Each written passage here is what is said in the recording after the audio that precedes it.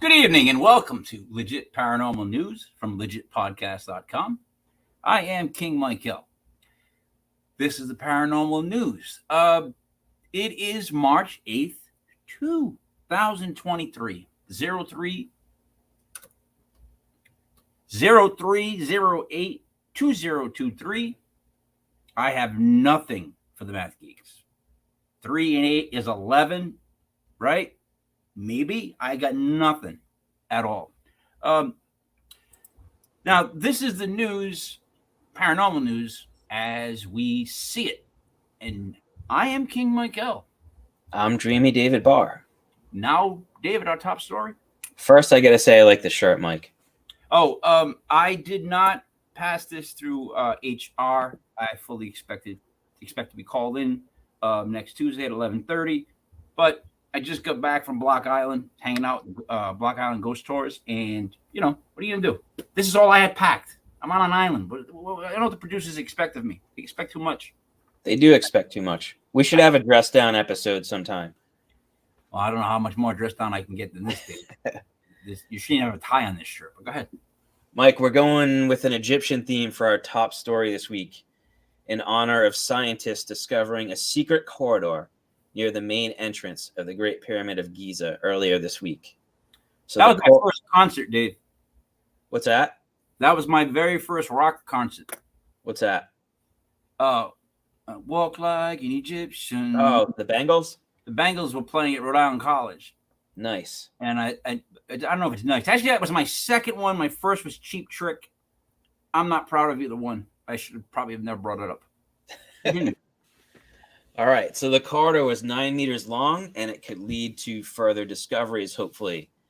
Now, check this out. It was found using non-invasive technologies, including infrared thermography, 3D simulations, and cosmic ray imaging. Sounds like Reed Richards had something to do with that last one. Yeah, you don't want to get into the cosmic rays because you could end up like, the Thing, the Human Torch. Exactly. There is speculation that this corridor, it's unfinished and it was created to redistribute some of the pyramid's weight, or it might lead to some other undiscovered chambers. They got to run some more cameras and do some more scans, and we'll see what they find. So they found the new tunnel. Yes, in the Great Pyramid. In the Great Pyramid. Yes. So it's kind of right above the entrance from what I was reading. Tunnel above the entrance. Above the entrance. Yes. So, but again, they think it was to redistribute some of the weight so that nothing would collapse over the entrance. Because then wouldn't that make that the entrance? Like, isn't it? Or is that a window? Never mind. Continue. The tunnel. All right. So now, since we're talking pyramids, let's go with some mummies. Yep. So there are some museums in Britain. Mm-hmm. They are now using words other than mummy to describe their displays of ancient Egyptian human remains. So that's one of the things they're calling it, ancient Egyptian human remains. Wait a minute. Instead, they're also calling them mummified persons, or they're using the individual's name, if they have it, to emphasize that they were once living people. Hang on, let me get through this, Mike, and then I think you and I are going to go off in the same way on this. So they're saying that using a different language to describe these human remains can distance them from the depiction of mummies in horror movies and popular culture, which tends to undermine their humanity through legends about the mummy's curse and portraying them as supernatural monsters. And that was a quote from Joe Anderson, who's an assistant keeper of archaeology at the Great North Museum in Newcastle, which is in Northeast England. Also, the British Museum wants to emphasize that mummified remains were once living people, and using the term mummified remains can encourage visitors to think of the individual who once lived. So, Mike, here's my problem with this, right? Mm-hmm. So it's okay to desecrate their grave sites and remove these mummified remains from their resting places and put them on display for people to see. How does that honor their humanity, right? people worry about calling them mummies, and they think calling them mummy is disrespectful. The fact that we ripped them out of their graves, opened up their tombs, took their treasures, that's not disrespectful? So, all right. This is Britain, I guess. I'll chalk that one up to that. Uh, so, all right. Let me address Joe Anderson first off, the guy behind all this. Joe, when you apply for a grant, do you really think that the term mummy doesn't help you get money for the grant that you're trying to apply to build the new wing, the new mummified wing, whatever you're going to call it? You know what I mean? Because, it's pretty soon. I mean, at this point, Dave, why can't they just have mummified babies? I've seen mummified cats at the museum in England, and they do have mummified babies on display. Hey, I'm just saying, you want to go horrible, you want to go horrifying, let's mummify all the babies they found, and we'll put their names on them, and people have to call them by name. Now, that's creepy. No one wants to do it. Exactly. Now, who cares about the individual? No offense, but who really cares? Like I don't go to a cemetery and someone stops me at every tomb and goes, "Hey, that was Joe Smith. Now let me tell you about Joe Smith." And then I'm like, "Oh, all right." I walk, just try to go by the next tomb, and hey, oh, what? That's Steve Salvant. I'm like, "Oh, I got to hear that story." I'll look, I'll glance. Like, they're mummies. You got them on display.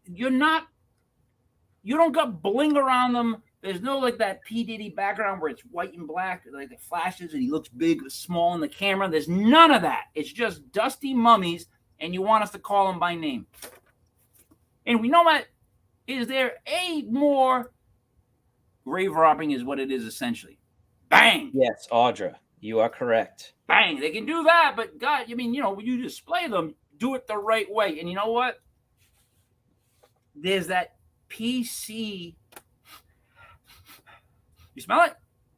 There's that PC-ness creeping into mummies. Like, I can't say mummy? I'm being disrespectful to a mummy now? Oh, come on. Really? They're dead. They're mummified, matter of fact. If we want to respect their humanity, we shouldn't be taking them out of their grave sites. At this point, what? The term humanity, I'm going to get into that later. There's no humanity left in a shell of a mummy. Are you kidding? Like, look, let me tell you something.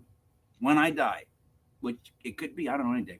When I do, if my wife does decide to mummify me or have me stuffed, right? Which I always think would be a great thing. No one wants to hear it. But like, if I had myself stuffed, it would be the creepiest, greatest thing that I could think of. And what I would want would be my friends to come and grab the mummified meat and take me on adventures. And Dave, I mean, throw me off a cliff. I don't care. Whatever parts I come back with, carry on. Next thing, throw me into like electrical thing, zap. Have as much fun. Just don't have sex with it, Dave. Do not, Dave. All right, you do any kind of fun but that, Dave. I don't give a crap because that's not me anymore, man. All right, I'm sorry. That was ridiculous. So, like, instead of worrying about their humanity, I would be more worried about their curses, right? Mm-hmm. You have all these inscriptions on their tombs. One of them, and I'm going to go through 9 tragedies attributed to ancient Egyptian curses. So let's do that. Because I'm going to worry about that more than I'm going to worry about calling them a mummified person. So here's one. Cursed be those who disturb the rest of a pharaoh. They who shall break the seal of this tomb shall meet death by disease that no doctor can diagnose. That's just one of the many warnings and curses found on many ancient Egyptian tombs to ward off wanderers and thieves and grave robbers. All right. So I read when they say that no doctor can figure out. Yeah. It's creepy. Like they thought of everything, right? Well, I mean, that and they also kind of know how the medical system runs nowadays. Basically, if you talk to a doctor, they can't figure out anything. They're just guessing on what they saw earlier. I'm sorry, I digress. It's all good. So the first one we have it's the German thief. So there's an ancient Egyptian relic that was sent in 2007 with a note to the German embassy in Egypt. It was from an anonymous sender confessing that since they stole this artifact, nothing but pain and suffering occurred for him and his family. So the thief stole the relic when he was in Egypt. He took it as a souvenir. He took it back to Germany, but suddenly he started suffering from an unknown illness. He became feverish. His illness evolved into paralysis and eventually death. The relic was sent back by the thief's stepson, who believed that his family wouldn't be able to rest, or the soul of his stepfather wouldn't rest until this artifact was returned to Egypt. Oh yeah, I don't. That's Now, Tutankhamun's curse. Number 2, death shall come on swift wings to him who disturbs the peace of the king, says the warning on Tutankhamun's tomb. and my bed. So it was got ignored by Egyptologist Lord Carnarvon. Sorry if I butchered his name. And discoverer Howard Carter. Get that one right. They decided to open the tomb in 1922 despite this warning on it. Lord Carnarvon was the financial backer of the team. He died 4 months after opening the tomb. And what's interesting, he died of a mosquito's bite on his cheek. And when he died, all the lights in his house went out mysteriously. It's kind of creepy. It is, but you know, I'm gonna be honest. Like, if you would have told me these stories prior to the whole Egyptian curse thing and them stealing bodies and the whole mummy story, if you didn't get me all riled up, I'd probably be like, "Oh, these poor people." But I'm hearing it now, going, "Huh? They got what they deserved. I don't care about that guy. There's another one down." I'm thinking, don't, another one. But go ahead. So for number 3, we've got the severed hand. Mm-hmm. Sir Bruce Ingham, who was a friend of Howard Carter. So it was no surprise that he received gifts from his friend. However, this gift was pretty creepy. Severed mummified hand. Wearing a bracelet. On the bracelet is inscribed, "Cursed be he who moves my body." So a few days later, Ingham's house burns to the ground. But wait, there's more. Wait, more? He rebuilds the house, and then it got hit by a flood, destroying it again. All right. No offense, Mike. Don't ever gift me a severed hand, especially one that has a curse inscribed on it. All right. Time out, though. What was the guy's name that he gave it to? Let's see. Was he Italian? Was Sir Bruce Ingham. That was the recipient of the severed hand. All right. Did Sir Bruce Ingham have insurance both times? That I don't know. Because the son of a bitch had it built back pretty quick. Yeah. One's fire, one's flood. Sounds pretty smart to me. Sounds like he found a good system. So I'm sorry. I'm a skeptic, not in the sense of paranormal, but when it comes to people being douchebags. All right. By the way, I also was going to say that did he move the body is the hand considered the body? I mean, it's part of the body, and it was wearing the bracelet, so I'm sure. Yeah. I guess the bracelet. And the bracelet had that curse inscribed on it. Yeah, that would do it. I mean, that would do it. If someone's going to give me a severed hand with a cursed bracelet on it, I'm going to say no thank you. No matter how cool it might seem, no thanks. Don't want that in my house. Or I might pick a better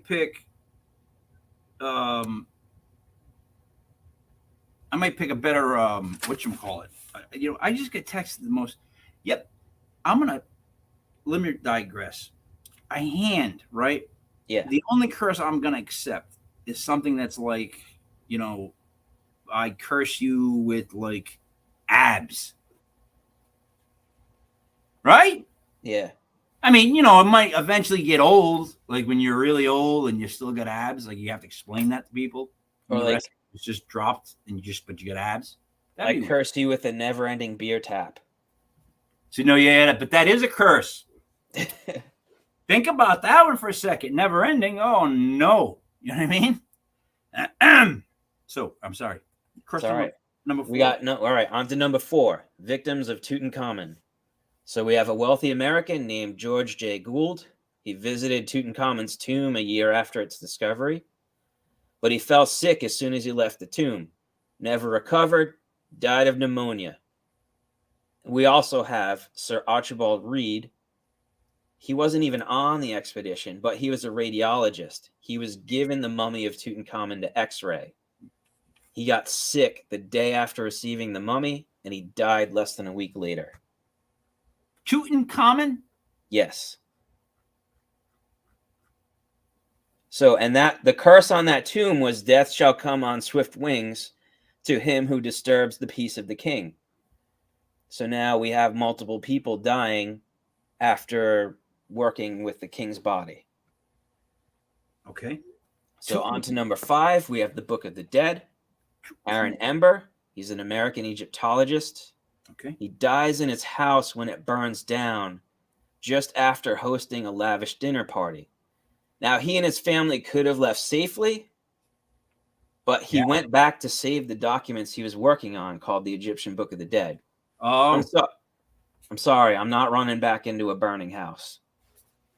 If if I'm out and my family's out and we're all safe. Yeah. Not for an Egyptian. Well, how long have you been writing it? It doesn't say. Because you know what? It's one of those lifelong, he's been writing it all his life. I might try to run in. I got a little Bruce Willis in me sometimes. I don't know, Mike. Guess it depends on the severity of the fire. Yeah, but you ever see Turtle Man? Turtle Man. The guy that was on like that, the Animal Channel, that he just jump in there and he grab like a snapping turtle out of the water. Live action. I've seen that guy. Yeah, he's going to be at Dan Benoit, the guy that does the Bigfoot show on our channel on Friday. On Friday nights, he's got a Bigfoot fest, and that guy's going to be there. I love that guy because he's helped me come up with a term that I can use now to just throw myself into action without thinking about how gross what I am about to do is going to be. Live action. Sorry, Dave. Where are we at now with the numbers? We're going on to number 6. All right. Which is succumbing to the curse. Mm-hmm. Terrified of the curse that has taken the lives of several of his friends and colleagues, archaeologist Hugh Evelyn White took his own life by committing suicide at home. So he took himself out before a curse could get him. But there are conflicting reports saying that he left a note saying, I have succumbed to a curse which forces me to disappear. And some people say he wrote that in his own blood. I think all these people working on these things and removing these mummies and artifacts and seeing things happen to them kind of if you can send a little bit. You can send a hand as a gift. I mean, where's your head at? You know? Yeah. Just saying. All right. Number 7, the mummy's coffin that killed 1,500 people. So the writer for this one says that this one's kind of tricky, claims it's not really true, but it's interesting nonetheless. So it starts out as a ghost story. Mm-hmm. Sounds were heard coming from a mummy's wooden coffin at night in one of the British museums. Mm-hmm. But when one of the museum guards died mysteriously, they decided to ship the coffin off to the U.S. to get rid of it in a ship named the Titanic. So supposedly, this thing caused the British museum guard to die. They're like, let's get this thing out of here. Let's ship it to the U.S. And they did so on the Titanic. Jeez. Again, people are saying this may or may not be true. I just thought it was interesting, and I wanted to put that one out there. Yeah, well, it's odd timing. If it is true, that's pretty messed up. Yeah, well, just in general, it's odd timing. Let it be the U.S.'s problem. Yep, not us. Let your boat sink. So number 8, Osiris does what he does best. Egyptologist Walter Bryan Emery found a small statue of Osiris, who just happens to be the Egyptian god of death, in Saqqara in 1971. He brought it back to the Diggs office. He leaves it to go to the bathroom. Emery's assistant hears a commotion inside. Commotion? Commotion in the bathroom, and he finds Emery in a paralyzed state. Emery dies the following day after being diagnosed with paralysis on the entire right side of his body. Wait a minute. Time out. Wait. What do you mean diagnosed with paralysis? So they're saying he got paralyzed. But that's the diagnosis? Oh, he can't move that side of his body. Well, how do you know, Doc? It's not moving. I am diagnosing him with paralysis. I don't know. The guy takes the statue of the god of death and he dies. I know, just these doctors don't make sense. I think that's just what my problem is. But go ahead. I don't know. All right, last one. All right. So this one's about a yearly visit from death. This one affected famed Egyptian explorer and Egyptologist Zahi Hawass. Sorry if I butchered his name. How famous is he then, Dave? Yeah. He was transporting artifacts from a site called Kam Abu Bilo one day. So on this day, his aunt dies. Uh-oh. A year later, on the same day, his uncle passes away. The following year, on the same day, his cousin dies. But then it stops. And this guy says he doesn't believe in the existence of curses. It was just a coincidence. So now the aunt, uncle, those two married people? Yes. And the wife went first? Yes. So you're saying that guy only got 364 days to live that freedom? Really? Yep. That was it? He was gone? That's it. Sounds like a curse to me, Dave. Yeah. What is that what the curse is? What do you got? That's it for the curses. That's All right, what I got for this week. As I transition, because we're going to be talking about jet fuel. All right. What I like to do is I always tell somebody at the bar to king my beer. Now, what I mean by that is you get like a Corona or a Land Shark, and then what they do is they take tequila. Let me make sure you guys see this. Ah, yes. And you fill up the neck. I call it king me like checkers. So now when I drink the beer, the shot goes straight down and the alcohol pushes it down. The shot is gone. Everybody's happy. It's a win-win for me, at least. So now joining us after a 2-week absence, jet fuel, Gene Broida. Gene, how are we? Welcome back. Hey. I am rested and refreshed from a marvelous vacay. How was it? And luxurious vacay in the mountainous wilds of Colorado. Colorado. Rocky Mountain High in Colorado. Did not visit John Denver, but was tempted. Yeah, John Denver. He's still alive, right? I'd have to check. See, that's one of those guys that I have to check. He died in a plane crash. There's certain people, you say their name, I got to check. That's how I feel bad about them. It's like, I got to go. I have a friend who lived in Colorado who was selling life insurance, and he had an appointment to meet with Mr. Denver a week after the plane crash. So he was about to sell life insurance. Yeah, and so Denver died without any life insurance, and his estate, his successors, his survivors, suffered as a consequence. He's like, I don't need no, I'm young, I'm healthy, I'm Rocky Mountain High, I don't need no stinking life insurance. Gene, he died October 12th, 1997. In a plane crash? In a plane crash. Yeah. It's 26 years ago. But let me say this. I would give that guy a bonus for not selling John Denver that insurance. Dave, he just saved us a lot. Saved the insurance. A lot of line. A lot of postage stamps we can get with that. Go ahead, Gene. Well, can you believe it has been almost a month since it's been more than a month since we saw spy balloons over the United States, but almost a full month. It was on February 11th that major news sources, including Reuters, reported that over Canada, a U.S. F-22 fighter jet shot down a mysterious unidentified flying object, a UFO, or as the military would have us call them now, unidentified aerial phenomenon, UAP, means the same thing, UFO, UAP. A month ago, about a U.S. F-22 fighter jet shot something out of the sky over Canada. And I just found out that object was not a balloon per se. It was a cylinder. It's described as a cylindrical object. So we in the United States, perhaps to our fault, do not think that much about our friendly neighbors to the north in Canada. But Canada sees a lot of UFO sightings and a lot of reports out of Canada. And only a few days ago, on March 2nd, today is March 8th, 2023, on March 2nd, so 6 days ago, a female eyewitness captured video that went viral on YouTube. I just watched it, of this massive, in fact, not one, but two massive UFOs.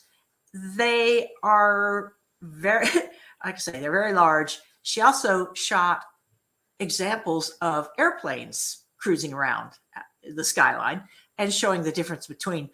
But whatever this thing is, and it is, let's understand, unidentified means we don't know what it is. Doesn't mean we'll never know what it is or no one knows what it is. It means the viewer doesn't know what it is. Okay. This thing is massive. It's got an array of 4 lights. It's not a typical UFO configuration as far as I know from my extensive decades-long researches. But listen to this eyewitness report. This is the official report filed by the young lady, very surprised. She sounded like a young lady, by the female, very surprised by what she saw out her window in a high-rise apartment. Gene, 4 lights. 4 lights. By any chance, does she describe them as 3 lights and then 1, or all 4 together? They're all 4 in a row, and you can see the shadowing of a structure and some reflection of a chassis. Basically, this is an object, and it has lights on it, and the lights are moving. The configuration of the object is moving. So one light, so we have 4 in a row, and then in a second frame, one of the lights is actually, there's 3 in a row, and one of the lights has basically rotated downward, like there's a hinge. That's common of UFO sightings, that the object will change shape as the viewer observes. It will reconfigure itself. Gene, I was unaware that we were allowed to do sign language this show. And secondly, you may have called a couple of hits with a couple of gangs. You have no ideas about the gang signs you just threw up. I mean, holler at your set. Holler! It could be ET speak. That's true. Continue. Gene, I know you said it's not common to see cylindrical UFOs, but I have heard of that in the past. No. Cylindrical is fairly common, but okay. This object. They said it was a balloon first. Big main object. Okay. Here's the actual eyewitness report. Okay. Quote: I felt my room vibrate, and this low vibration in my stomach, before looking outside and seeing this absolutely massive object passing by my window. I scrambled to get my phone and record it. That was a fail. Within the next 12 minutes, I saw another massive object. This time, it wasn't boomerang shaped, but instead a straight diagonal line going the same direction with the same vibrations and low humming and rumbling sound. Afterwards, I saw a star-like object moving and got a good recording of it moving. And that's true. That was basically, it appeared mostly stationary. And if it was moving, how would I know? If it was moving, the camera tracked along with it. But her narrative describes it as basically hovering for the most part, maybe rising and falling in altitude, but not as exciting as this big, massive object that she filmed. And then she shows airplanes that are in the sky. They have blinking lights. Doesn't look anything like this thing. Can I go quick time out? Oh, Dave, are you getting the undertones in this speech by this woman that I'm getting? Like, if I believe so. If you took out all the word, if you took out UFO from everything she said, and Gene reads that back, you will understand that I heard what I heard. Now, Gene, I'm going to play the clip of the girl. Let's see how it goes. Yo, ever heard of Jerkmate? It's fun. Whoa! What was that? What was that? That was not the clip. My bad. That was not the clip. Not the clip I meant. This one. Jesus Christ. All right, all you. All right, can you see my screen here? Here's the object. Here's 2 frames of this video of this massive UFO spotted over Montreal from a high rise.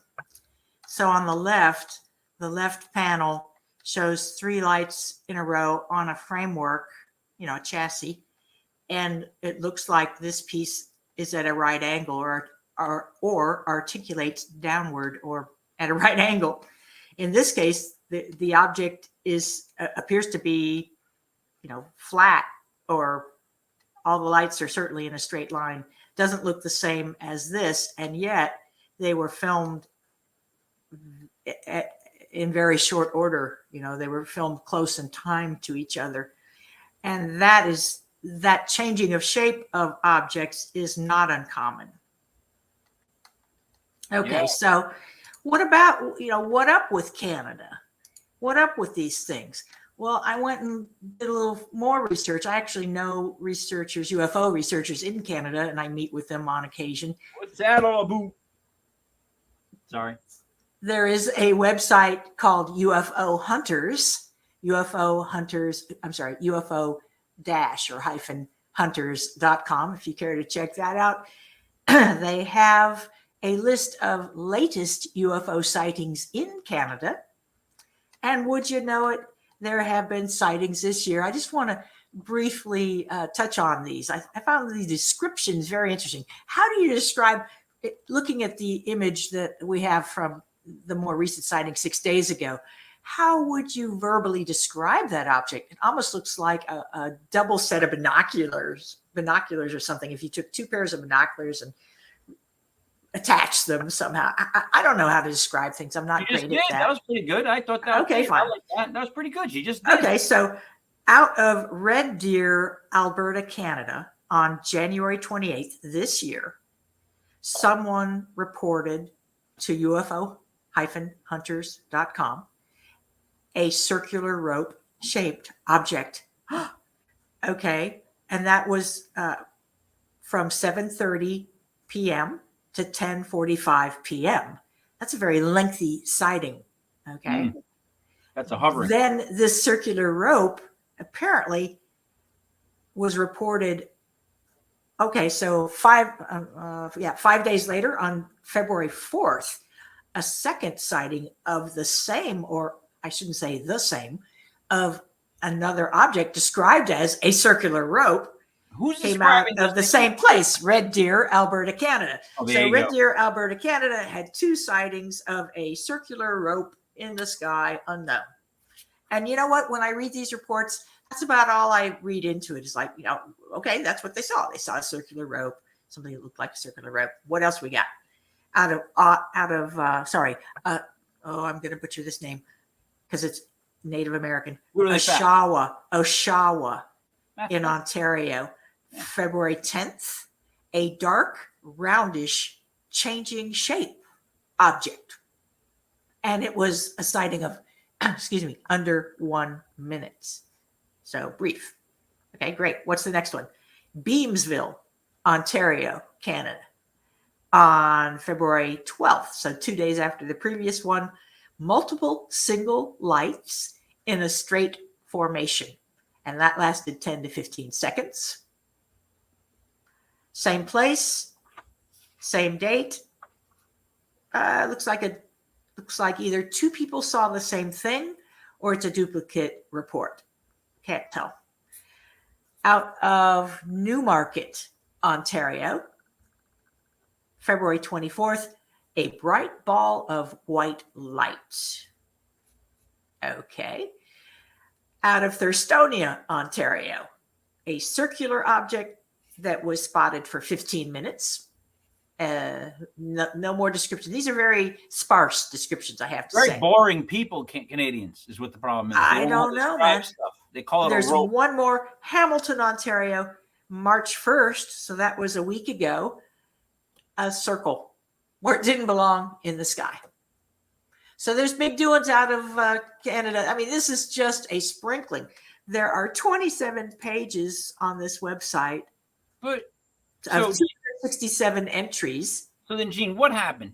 That's- Summon up, there go, every ready, set, go. And then all of a sudden, every balloon and ship just started coming into in Canada and down through the Northwest, or has it all just been there this whole time? Like, how come everyone's all of a sudden, oh look at this, I saw this, like, it's like almost like they're telling you to go stock up on toilet paper, batteries, and milk. Like, why does it all happen all of a sudden? Like, or why is the media covering it all of a sudden? How about that one? I think more the second than the first, but I also think we just have more opportunities to film. We have, if you own a phone, you probably have a camera that will take video. Okay. In the phone. I know. And that didn't used to be the case. However, on this most recent, this recent sighting, the massive UFO over Ontario, the thing that alerted the witness was not the sight of it, but the sound, the vibration of it. And I've been following this phenomenon in my researches. This was key in the story of Betty and Barney Hill from 1961, reported in 1965, the first famous, widely publicized U.S. UFO abduction case. Betty and Barney, huh? Betty and Barney. And he was black, she was white. They both worked as civil servants. He worked for the post office. She worked for he worked for the post office. She was social services of some kind. And they were civic leaders. They lobbied for integration, racial integration as a mixed race couple, which was unusual for the time. And they didn't report their sighting because they both feared losing their jobs over it. Yep. And in fact, when it was leaked, the story was leaked from Europe 4 years later, the first thing they thought was, oh gosh, I'm going to lose my job. So they went to their supervisors at work and said, yeah, this happened. It's a thing. However, we don't want it publicized. We didn't want it publicized. We're sorry. We're sorry, yep. Basically, for being abducted. But what they experienced was this vibration that penetrated their car as they were driving along in New Hampshire in the middle of the night, coming back from a family vacation, two of them with their dog. And they felt this vibration. And you know what? If you saw Close Encounters of the Third Kind at the end where the UFO appears and there's this, they play that big organ sound, bum, bum, bum, bum, bum, and the final note is, they are trying to approximate, and in a movie theater, you probably can, this bone-wrenching, penetrating vibration that's, vibration sets up sound in the air and we perceive it through our ears as a sound, right? But it's more than it is a sound, but it's a sound that also is probably vibrating your molecules, bouncing off the molecules that make up your body is what I'm thinking. A lot of UFO witnesses talk about this vibration, this sensation, this indescribable humming, buzzing, not ringing so much, just almost mechanical, it seems to me, a vibration, an oscillation that's set up by something, right? I mean, if you all of a sudden heard a machine that you've never heard before, you would have a hard time explaining how that machine sounds. Yeah, right. And it's rumbling, it's loud, Yeah. What about Book of Ezekiel, or Revelations, any of the prophecy books of the Bible, talking about wheels within wheels, describing beasts, many-headed beasts. What does it really mean? And I've been looking into ancient translations, and maybe some of them were off a bit because words from ancient Hebrew and ancient Greek, plus other more ancient languages, commonly have multiple meanings. This is true in English too. But when you choose to do when you choose as a translator to translate text, you have to make these semantic meaning of meaning choices. What meaning am I going to give to a Hebraic word that can have 4 or 5 meanings? I have to choose based on context. Well, what if you chose wrong? Yeah, then you could be talking like David could be, planting a garden and he asked for a particular tool from my house and I bring over some woman he does not know. You get that reference, Dave? Yeah. Okay, thank you. Go ahead, Gene. That's it. Okay. If you want more, I got more. But that's it for Canada. We could move on to Europe if you want. There's big doings in Europe too. Well, so I gotta. But we can cover that next week The too. tie is coming off. I gotta take that sucker off. I didn't have I want to go into a couple of things here. I was at Block Island hanging out with Block Island Ghost Tours. Great group of people. You got Roxanne the Witch, who's on our Thursday night show. Rick is the owner of Block Island Ghost Tours. He's been on the Sunday show, right, Mike? He's on the Thursday night clips now. Yeah, he's been on the Sunday. Yeah, show. but he's been on the Sunday show. I remember seeing that episode. So what we're doing is we're having a couple of weekends. It's going to be the third weekend of every summer month in the summer, obviously, June, July, August. But at Block Island, we're going to have it's not going to be like a Paracon. It's going to be like a para party where we're going to have people down. We're going to do the VIP type of night on a Friday. Saturday's going to be a day full of events. So people are going to pay if you want to come down and do the whole day of ghost hunting, the mystery hunt. There's a magic show. There's card readings. There's we're ending it with whoever the speaker is giving a presentation. And then we all drink and have a great time on the goddamn beach. So we're taking out that whole, I'm trying to say the boring part without saying the boring part. And we're going to try to get to meet these people. So we're going to have some special guests, and it's going to be a lot of fun. So now that brings me back to where I'm at. Okay. Couple things. This is going to be called a, what's it called at the end of the newspaper when the editorial gives a editorial? There it is. Here's my question of the day. If you are involved in ghost hunting, Dave, you can answer if you want, because that way it gets out of hand. It'll be you that it gets out of hand with. If you are involved in ghost hunting, demons, that stuff, etc. Okay, wait, hold on. I want to read this before I get into my thing. Biblically, accurate angels are the stuff of my nightmares. I was curious if the angel that was wheels with many eyes might have been a UFO. Okay, wheels with many eyes. It could be. I mean, let me get to that. So, all right, Dave. So does ghost hunting, demons, demonology, all that stuff, tarot card reading, does that adhere to, and we're going to use the Catholic religion as our base religion. Why? Because of the calendar and stuff like that. So we're just going to use that as a base. Okay, that's that. For now, we're going to still call that the home team. Not that I'm part of it. I'm just saying we're going to call it that because they're the easiest to pick on. So, all right. Now, does that adhere to that religion? Ghost hunting, demonology, all that stuff. Does it? What they're teaching in that religion, does that connect? That kind of stuff. Tarot cards. Are you familiar? They're saying, if you do that stuff, you're going to hell. Like the tarot cards, it's witchcraft, and there you go. So I would say no. All right. So now, does that mean there's not any practicing Catholics amongst the ranks? No. I mean, of course there is. You know what I mean? That has nothing to do with it. But does that mean that they're doing it wrong? Again, if you go to church every Sunday, you're practicing Catholic or whatever it is you practice, I don't know, whatever you want to call it, and you go there, you get a certain set of rules. If this is against your rules, are you doing it wrong? Because they're starting to use religion now as a way to get away from paranormal. I'm not kooky paranormal. I'm more religious. Let me explain it. And they're doing that with the Skinwalker Ranch. But here I go. Secondly, we believe in UFOs. We believe in Bigfoot. We believe in orbs. But the Bible's phony. Or just a book meant to show us right from wrong. Right? I mean, that's basically what I'm told. I'm just giving you my opinion. Like people nowadays, they just tell you, come on now. So they don't put any...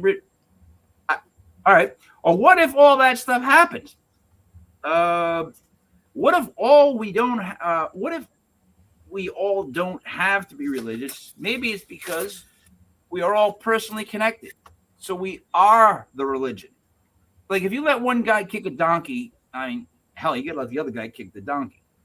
That makes no sense to you guys. But what I'm saying is that is it possible, Dave, that we're living the next book? Like all that stuff that happened. Maybe it did all happen. Because now the catch-22 in the paranormal world has always been, oh, maybe it did, maybe it didn't. You know, it's your experience. We can never tell. It's always that. So, I mean, not that I'm defending it, but now all of a sudden it's like, well, maybe that book did happen. Or maybe this guy's book happened. Mike, here's the thing, though. I want to hear. What's that? I want to hear the thing. Yeah, that's good. So there are the canonized books of the Bible. Yep. But then there are all these other ones not considered canon. Like you have the book of Judas. Yep. And that book, I believe, Jesus actually went to Judas and asked him to kill him so that he could ascend to heaven and then return. So you have like the Gospel of Thomas. It's the Gospels. That's what you have. The Gospel of Thomas. That's, I believe, not canonized. You have the Gospel of Judas. So there's all these books that were written, these Gospels that were written, and the church decided which ones were official, and then just kind of tossed aside all the other ones. But aren't those stories equally important? Maybe there are other pieces to the puzzle. So that's my point. My point is this. We believe in certain things. We don't believe in other things. We can't say the word mummy anymore. But in reality, we actually can't talk about, you can't say, oh, the Bible's a great read. Because people will be like, oh my God, what did he say? Like what? Or you can't say, USA, USA. Like that old chant we used to do in the 80s. Remember? You remember that, right? I in do. The crowd of any game you ever went to, it was just that. Hacksaw Jim Duggan. Yes. Yes. So now we can't say that anymore. If you say that, you're actually saying the opposite. So let me digress a little further here. What I'm trying to say is some people, they talk about the paranormal. Some people are religious. And some people think on either side they're both crazy. When in fact, it always seems like there's a woven. I almost said wovenness. That's a horrible word. Wovenness to the two. There has to be. I'm now convinced that not everything is bullshit and not everything is real, meaning that I got to go back and think the things that like I was programmed to think are bullshit. Maybe I got to look at them again. And the things that I really thought were true, maybe they're bullshit. Does that make any sense to anybody but me? No, it makes sense. I was listening to a podcast where Bill Nye, the science guy, was on there. And he was like, people get stuck in their beliefs, but sometimes new information presents itself. Mm-hmm. And if you truly believe in science, you can't discount that new information. You have to be able to shift your belief systems to incorporate the new information. It's like we've talked about ghost hunting and the technology improving and being able to get better evidence and stuff. We have to be able to take that and analyze it and kind of update some of our beliefs because we're getting better evidence now. We're doing things that they couldn't do 20, 30, 40, 50 years ago. I'm just trying to say, like, how have we come as a society where if you talked about UFOs back in the 70s, you were a kook and they might fire you. And now if you go to work in 2023 and you wear like a Go USA t-shirt, just Go USA, you could have bought it from like Florida, like getting near Disney. And God forbid you even mention the Bible, like as a book. And it, you don't have to talk religion, any book, anything, whatever you want to talk about. My point is people go nuts. Flip that 53 years later, it doesn't even make sense. They're so stuck in their rigid belief systems and that my way is the best way that people are like closing themselves off to being open to other beliefs and new information and things like that. We can't have civil conversations anymore. Like we used to be able to agree to disagree, and people have stopped doing that. It's either my way or no way. So, Gene, I'm going to throw this to you. People now, and the way that they're handling this, is everybody wants to be an individual. They want to let you know who they are, what they are. They're individuals. Whereas I once thought the goal was to keep evolving to the point where we all became the melting pot. It doesn't have to be. I understand it's not going to happen overnight, but I'm talking just even mentally. where we all finally just start to put together the information we have, and maybe you go, all right, I'll let that. Yeah, that story makes sense. But you got to give a little, I guess, is what I'm saying. Like, they just, Gene, what do you think? Do you think this is the connection? You think they're too rigid, in my opinion, of like, they don't believe them, they don't believe them. It's like, I think it's very interesting that Christians, and I'm not a Christian, but I understand a little bit about Christianity. I think Christians have a belief system that really doesn't give much room to acknowledge aliens. It seems to me. But the opposite is not true.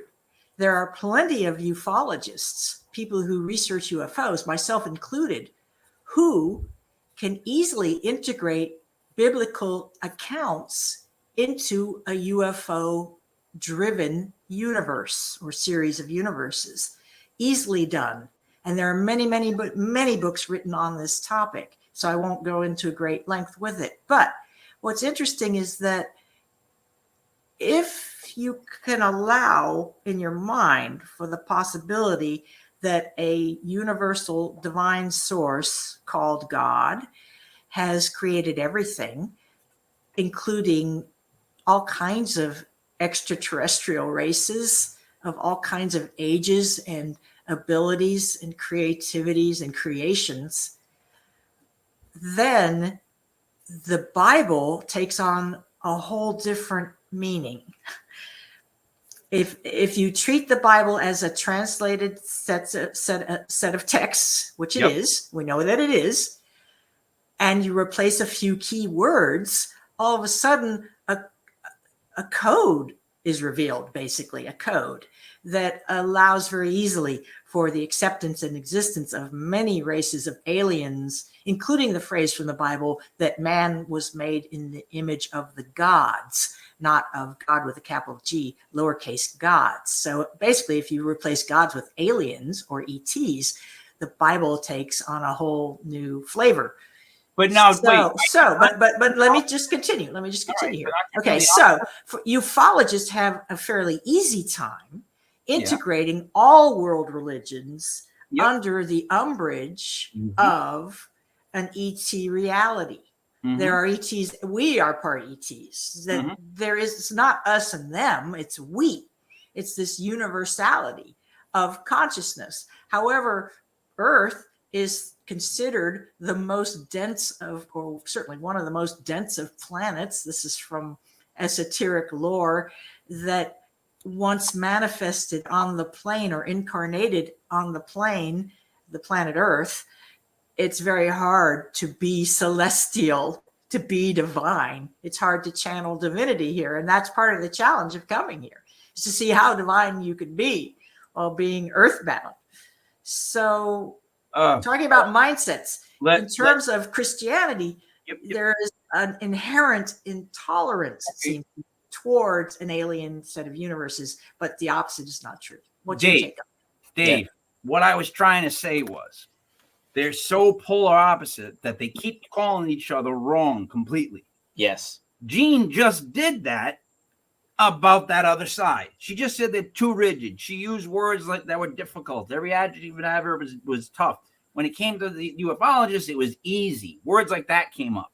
My point is, you got to get them to understand what's going on, because we keep saying, yeah, he's dumb. Yeah, he's dumb. Until we both start to like go, all right, let's peel the onion. Let's try to figure this out. Exactly. But we're just we're just doing it again. We're just saying that they're too rigid.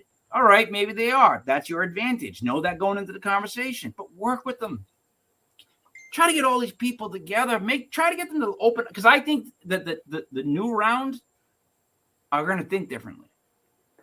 Look, if things have changed that much where you can't talk about certain things like we just talked about, but I'm telling you, unless they live forever, which they could, all those old cardinals and all of that, like in that religious city that I don't use the name of it, the city, it's its own city. You know what I'm talking about. Anyways, once the old guard is out, there's going to have to be a movement, you would think, to try to get all the non-religious alienated people. And if you know, you would think that they would try in with all the money they have. You want more numbers. You want more donations. And if you notice, I did not use the word spirituality, because one of my big difficulties in life is when you start to discuss something with somebody and they say stuff like, oh, I'm not religious, I'm spiritual. And you just go, like, I'm not saying you belong to a religion. You know what I mean? Right. It's the same thing, dude. It's just the same thing. You just want to say it that way because it's almost like you're going, oh, no. By the way, I'm not connected. Like, I'm not asking you if you have an ID card to a certain church. Like, you know what I mean? I'm not asking that. I'm just asking. You know, when you say that to somebody, they're like, no, I'm spiritual. It's like, yeah, that's the same fucking thing, guy. The thing is if you look at a lot of the major religions, a lot of them have similarities. Yes. And instead of focusing on the differences, I think what you're trying to get at, Mike, is if we start finding that common ground, there it is. We can all work together, and maybe someone's got this piece of the puzzle and this group's got that piece of the puzzle, and we can put it all together and maybe get some more answers. Maybe one side a little more. Maybe one side feels more helpful now. They're going to release more information. They don't feel so stupid with it. Like, you don't get information from people that you're like, they're idiots. Yeah, as soon as you say that or you're condescending to them, they're going to shut down and they're not going to share. So, Gene, no one's saying you're wrong in what you just said. What I'm saying is the way you're serving that humble pie to them is, it immediately makes them get on the defensive, right? The minute you say that, I bet they all went, she don't listen to her. Oh, no. Like, they just shut down. People just shut down immediately. I'm just reporting what I've observed and what people have said to me. See, you gotta love it when they say. Let me go over a couple. And I do think the times they are changing. I agree with you. There's a shift. There's a shift of consciousness, it has to do with talking about new agey stuff. Not that everybody does, but it percolates into the popular culture, right? And who knows why nationalism is now unpopular, whereas, and so is religion, and so is being a white man. When did that happen? How did that happen? Nobody asked me about that stuff. Okay. So, I haven't been popular. The thing is, it's easy to say, preach open-mindedness, preach tolerance, preach unity. But as soon as you're driving along in traffic and somebody cuts you out, what happens next? Do you feel like, what? Namaste. No. They're in a hurry. I want to kill everybody. No. I get that. It's easy to be philosophical from your armchair. But it's easier to just do assholes and then not assholes. Like, you don't get a visual, because I've learned that the weirdest looking people are the friendliest people. I've made friends with them, right? Look at me with this shirt. Kind of hard to talk to. But those are the people you want to know. But what I'm saying is, everybody talks about it, but nobody actually wants to work on, like Dave's saying, hey, let's talk about all the things that are similar. Hey, why don't we bring this in together? Hey, why don't we figure out a way that we can pray that it's not so like stand, sit, kneel. There are some movements that are pro-unity, of course. Not everyone is against unity. But it's got to be the big one. Ubuntu, have you heard of Ubuntu? Named for an African tribe that has a culture of sharing and selflessness. Not that you don't take care of yourself, but that you put the needs of your group equal or above your own. That a kid given candy won't hoard it all himself, as an American kid might do. There's a village. He shares it with his friends, or he's just not happy. If there isn't enough to share with his friends, he's just not happy. There's a village. And they sit in a circle and they all share. Live to be over 100 years old, and it's a very similar philosophy where they all kind of help each other out and watch out for each other, and they have like community gardens and things like that. They live to be how old? They live to be over 100. So who are they? Tell. They're in. I forgot the name of the village. It's in Japan. It's called Hell, Japan. You live to be over 100, and you got to deal with a bunch of other over 100-year-olds. It's called hell. Hell in Japan. I would I don't not. know. It sounds like they have a pretty good life in that one village, Mike. So maybe these people have figured something out. With the feet that go. And then I got to plug my pal, Michael Tellinger. Tellinger. He's from South Africa. He's starting a movement called My Small Town, as I recall. Small Town. My Small Town. And the idea is to bring capitalism back to its roots in your locality, in your neighborhood. In other words, figure out some kind of industry your neighborhood could support and build it there. So everybody works in the neighborhood, however you define neighborhood, however large your neighborhood is. But instead of driving across town or to, some commutes are very long, 30, 45 minutes, an hour, depending on where you live. And people are wasting their lives in cars. And so the idea is that My Small Town takes central power to the people right on. And it's a new way of thinking about governments, but it's a practical thing. And there are, I think, 2 villages, one in Africa, are attempting to do this to see how it works. So it's not all doom and gloom. Not everyone thinks about division all the time, you know.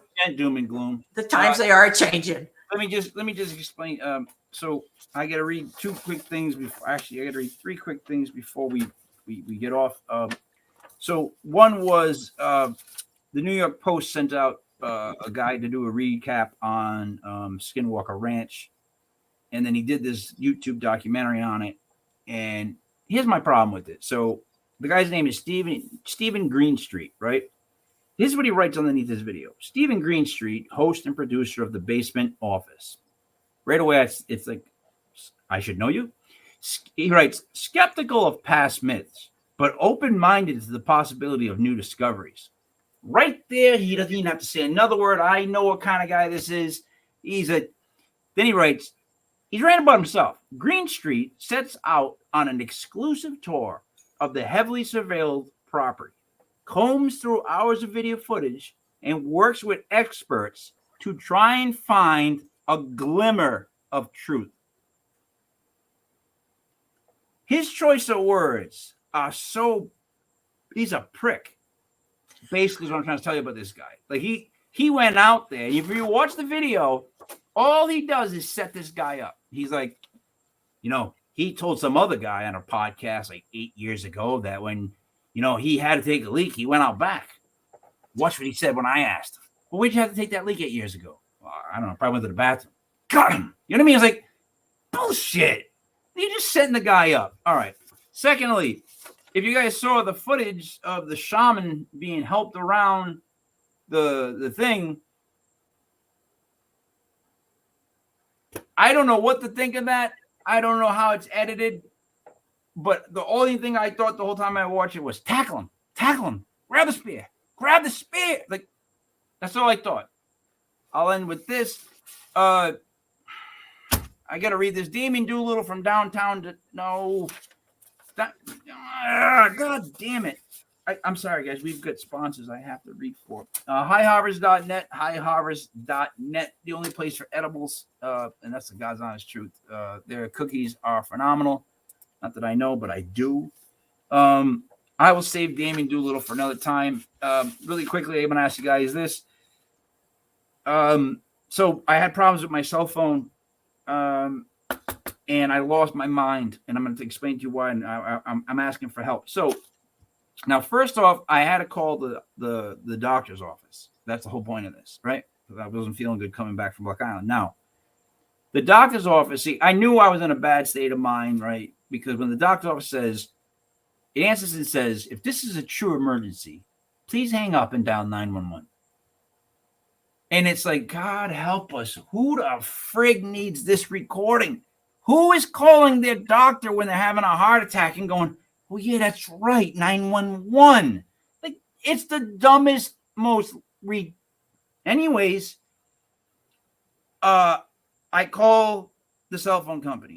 Now, they have an automated, they just want you to do everything on the web. They don't want to talk to you. So they asked first off if they give you some bullshit time and they say, would you rather have us call you back? no, I don't want you calling me. I'll wait. Right now, I end up screaming, "Speak to a representative!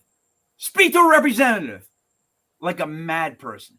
Like, in other words, I'm done punching buttons. I don't know where I'm at in the menu. I don't know what they're even asking me. It's almost like, you want to cancel your phone? And I'm like, no. I just start yelling, "Speak to a representative," as if like that's going to do it. And then I finally get a representative. And the girl goes, yeah, we can help you with that. It's going to be a $12 fee for using the automated system.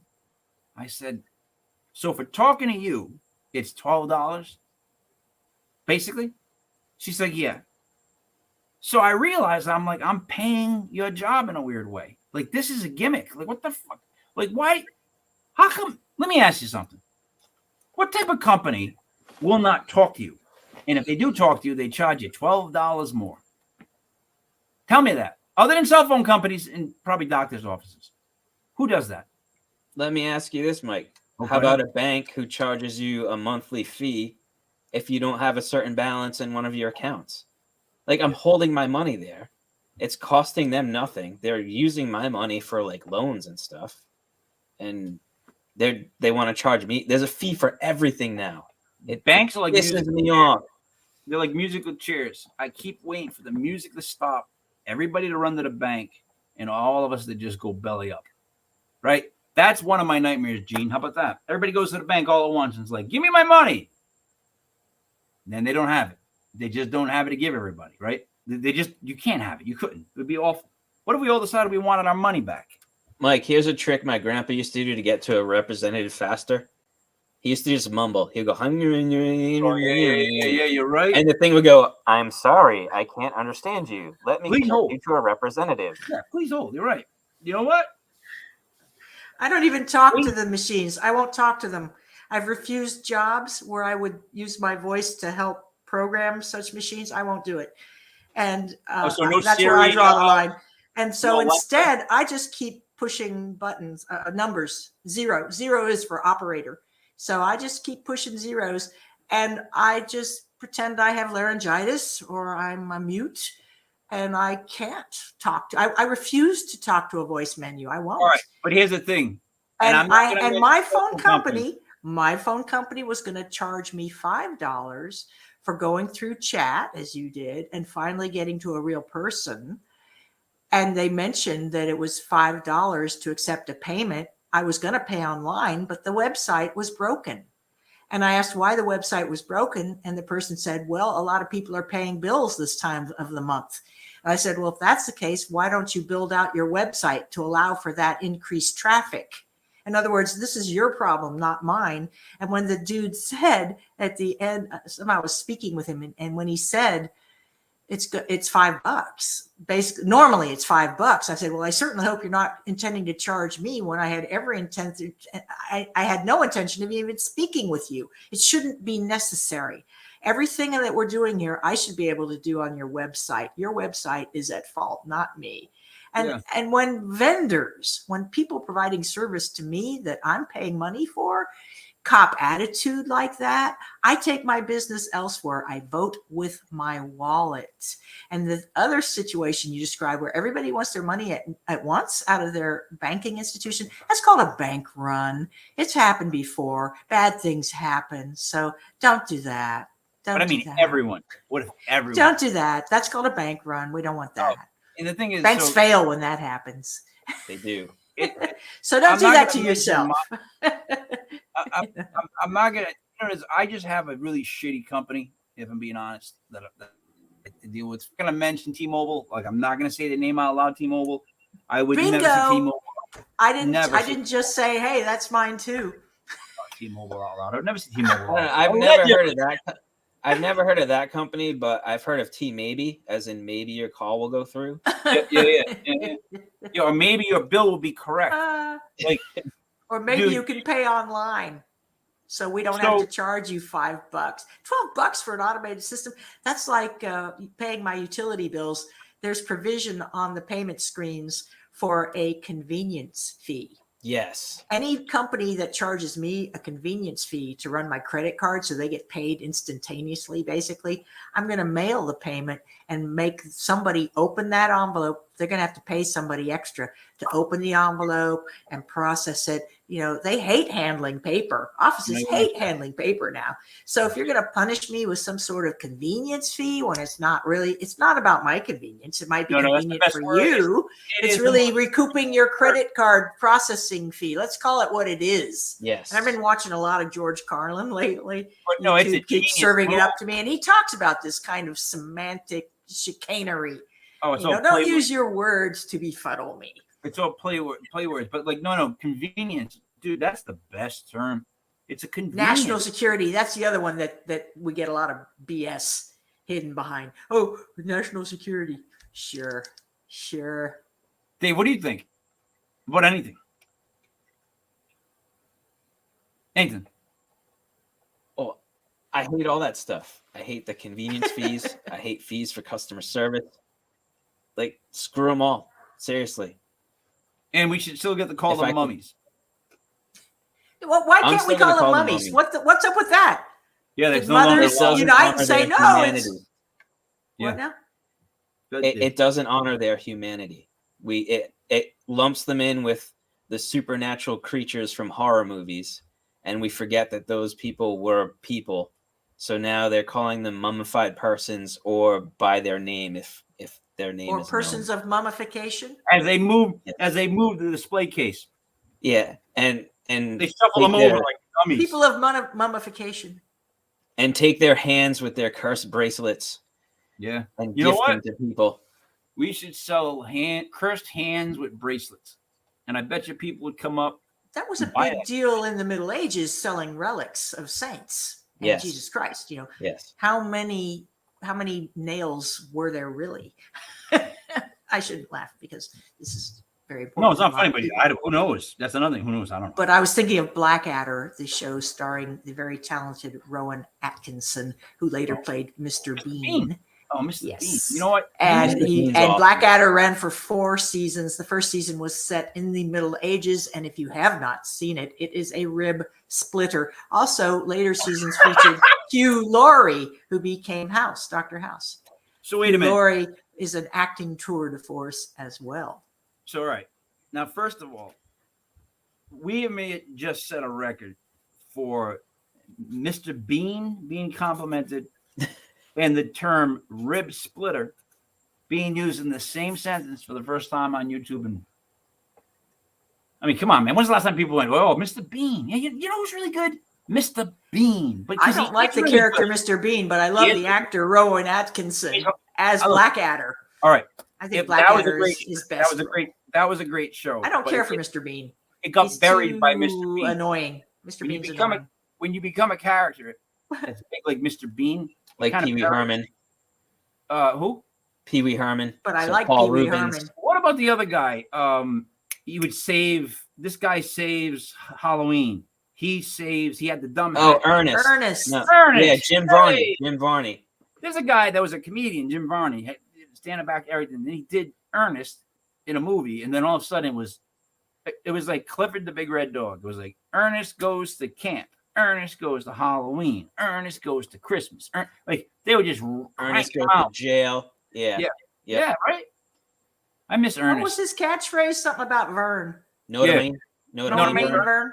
I've seen Ernest Goes to Camp like 1,000 times. That movie makes me laugh. Like, which now reminds me, funny as heck. You didn't really make it until you have a catchphrase.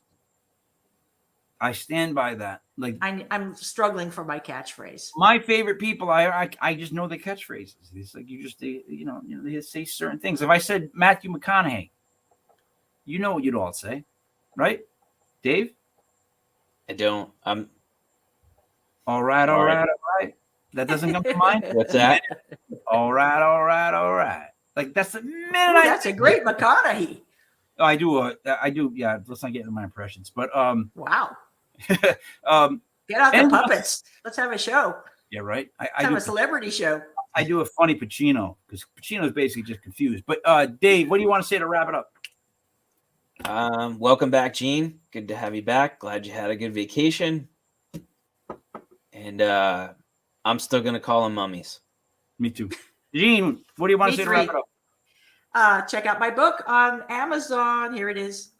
Unknown Objects, the top 10 U.S. UFO cases, with brilliant cover art by my very talented partner, roommate, Daryl Watson. By Daryl. Here's the crash on the cover, and on the back, the retrieval at night, of course, under the darkness of night, on Amazon. You can email me if you want to get a signed copy, and if you have ideas, I love your ideas. All right, so I got an idea. Part 2. Hi, Audra. Part 2, the cover should be, Gene, the three of us with a flashlight standing in a field like this. Yeah, like this. Yeah. Let's do that. Let me wrap my things up. I want to say thank you to Rick, Holly, Jackie, everybody at Block Island Ghost Tours for having me down, for dealing with me, for trying to accommodate me. Like, you guys don't really truly understand what it's like to have me come over. It's not just me. There's all this baggage that, not like Samsonite, but like, take up the whole room. But thank you to them.